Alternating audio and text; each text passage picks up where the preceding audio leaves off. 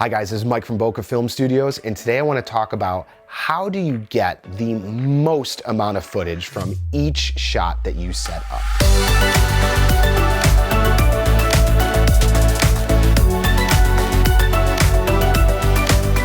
So a while ago, I was able to do this really cool phone conference with Matt Johnson from Matt, who is Matt Johnson, and his company Filmstrong.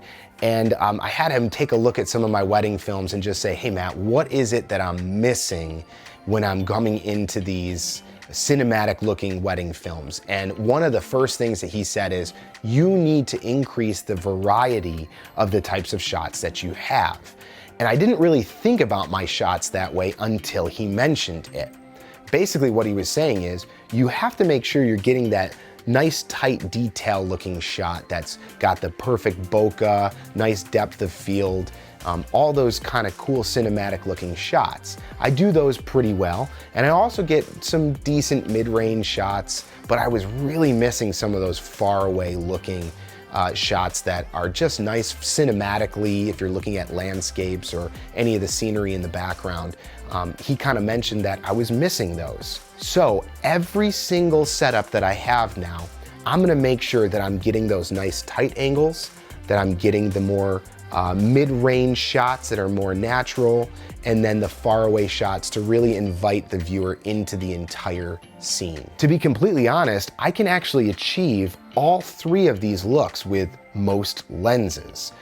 It kind of breaks my rule about picking lenses specifically for a purpose and not just using one lens for everything.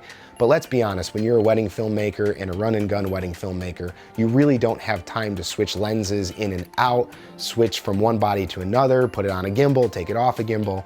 And so you make decisions and you kind of go from there. And honestly, very few people know the difference anyways. So for me, if I'm on my gimbal, we're outside with a couple, I'm usually on my 24mm. So one of the benefits to this Sigma 24mm lens is that it's a 1.4 f-stop or aperture. I can get really, really close to my subject and get them perfectly in focus, great depth of field, and it looks stunning. It just looks beautiful that I can get that close to the subject. Very cinematic, very detailed looking, sharp shots that I personally love. I can also step back a little bit and get maybe I would say waist high up, a little bit of the background as my mid-range shot, and then I can step all the way back, and if they're in front of a tree or something like that, they're still in the image, but mostly I'm trying to get this nice parallax with them in the center and maybe this nice looking tree or something else in the background. Additionally, I'll use my Zeiss 55 to get those close detailed shots, but then have them just at that great nifty 50 range of the Zeiss 55 for a nice portrait shot. Now I will tell you, with this in mind, the close range, mid-range, long range looking shots, this is actually a dream for photographers, because you're gonna go in, you're gonna get those close shots, and then you're gonna walk away while they get some shots.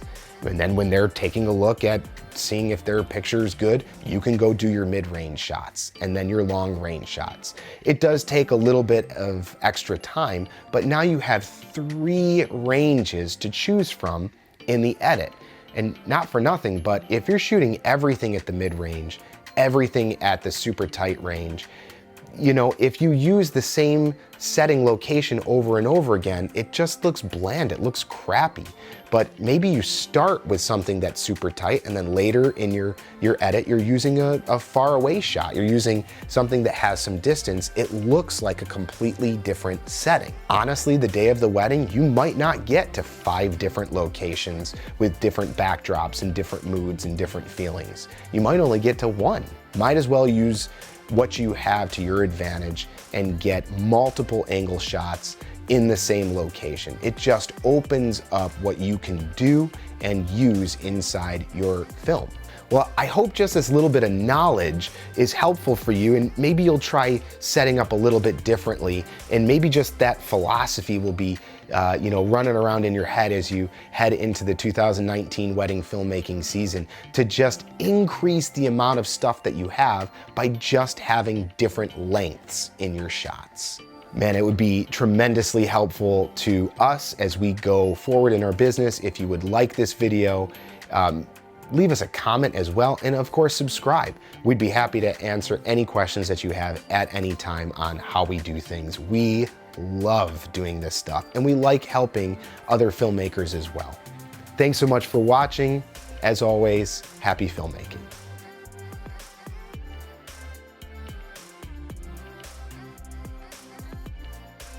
What's in here?